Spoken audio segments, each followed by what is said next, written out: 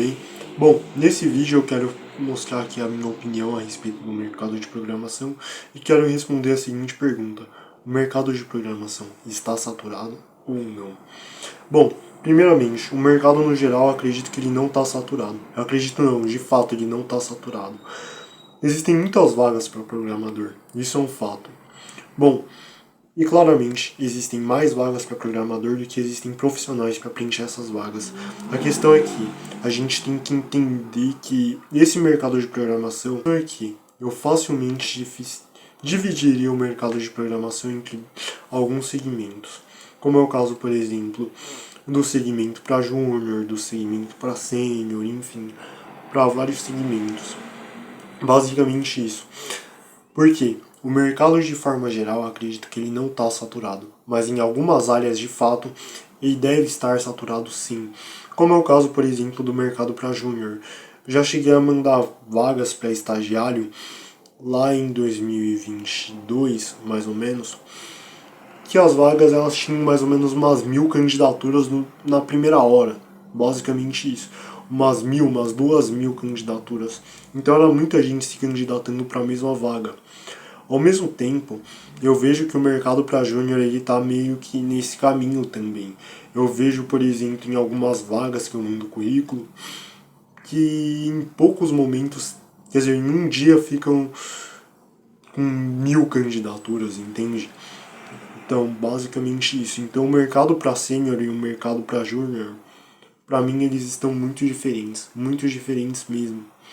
Enfim, tem um amigo, inclusive, que ele é sênior, que basicamente ele trabalha em 2 empregos.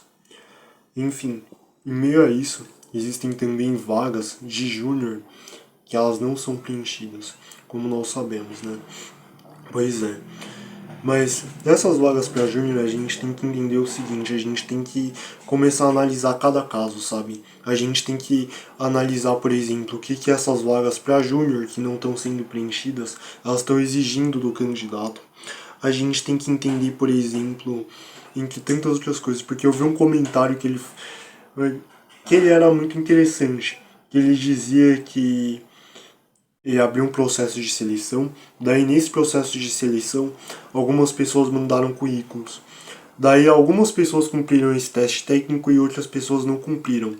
Daí, dentre essas pessoas que cumpriram esse teste técnico, uma delas entrou na área, beleza. Daí, essa pessoa ela foi demitida depois de algum tempo. Enfim, daí a gente tem que entender, por exemplo, o que a área, quer dizer, o que a vaga em questão ela estava exigindo. A gente tem que entender tudo isso, sabe? Porque talvez você precise de alguma pessoa que tenha mais experiência, como é o caso de um pleno, de um sênior, enfim. E não de uma pessoa que seja um júnior. Basicamente isso. Enfim. E é claro, a gente tem que pensar nisso, principalmente antes de sair por aí falando do candidato, falando que o candidato é ruim, enfim. E mais uma coisa que eu queria trazer para vocês é o seguinte, que muita gente deve estar pensando nesse momento, deve estar desistindo da programação justamente por causa disso. Enfim, justamente porque não arranja emprego, justamente porque não arranja vaga. Mas muitas vezes, cara, a gente não entende. A gente tá se esforçando muito, sabe? Enfim, eu acho que, tipo, de certa forma é um tanto quanto perigoso de repente você ver vídeos assim de algumas pessoas que vendem curso e tudo mais, querendo jogar a culpa principalmente no próprio candidato. Bom, a culpa muitas vezes ela não é sua, a culpa muitas vezes é de N outros fatores que acontecem, de você não estar empregado, de você não estar ganhando experiência, enfim, basicamente isso. Eu digo isso porque 2023 está sendo um ano muito merda pra mim. Eu, inclusive contei no outro canal lá a respeito do problema que eu tive com um projeto que eu tive, um livro de poesias que eu tive. Enfim, isso me fez pensar que tem muita gente boa, cara, que tá buscando por uma vaga, muita gente boa que tá buscando por alguma oportunidade, enfim, basicamente isso.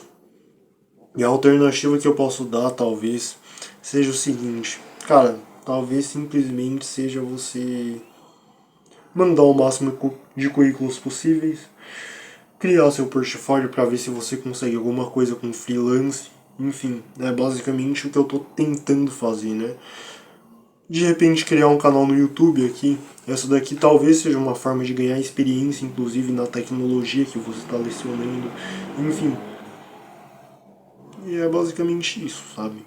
Basicamente isso. E é aquela coisa, cara, se o mercado tá assim, não se culpe, sabe? Não se culpe. Faça tudo no seu tempo. Tipo, vai estudando, seja disciplinado, continue estudando. Porque alguma hora vai dar certo, sabe? Alguma hora eu acredito que vai dar certo. Bom, espero que vocês tenham gostado do vídeo, espero que ele tenha sido informativo. Se vocês gostaram, deixem o like de vocês, comentem aqui embaixo o que vocês acharam, compartilhem esse vídeo. Assistam também os meus tutoriais de programação, meu tutorial de lógica de programação, meu curso básico de C Sharp também, que tá tudo aqui no meu canal. E se inscrevam aqui no meu canal, se inscrevam nos meus outros canais também, o meu canal de poesias e o canal existencial. E se vocês quiserem me apoiar financeiramente, eu vou deixar o hash da minha carteira de Bitcoin. Eu vou deixar também o link do livro que eu publiquei lá em 2021. Beleza? Falou, gente. Tchau.